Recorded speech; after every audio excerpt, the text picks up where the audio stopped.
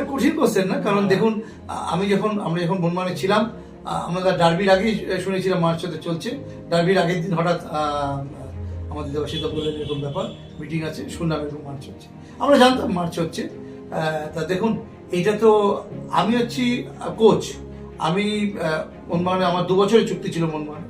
হয়তো ওই তাদের মার্চের হওয়ার জন্যই হয়তো আমরা পরের বছর থাকিনি। তবে দেখুন, এটা ডিপেন্ড করছে তারা ক্লাবের যারা আছেন তারা বলতে পারবেন। আমি আমার কাজ করেছি, তারা যদি মনে করতেন এবং মার্চ হওয়ার পরে তারা যদি মনে করতেন আমাকে দরকার ছিল, ডাকবেন।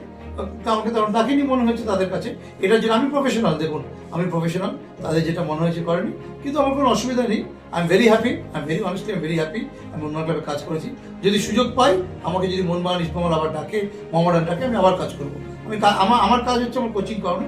আমার যেটা কাজ আমি অবশ্যই তৈরি করবো, গোলকিপার তৈরি করা আমার কাজ। আমি আবার কাজ করতে চাই, কোনো অসুবিধা নেই।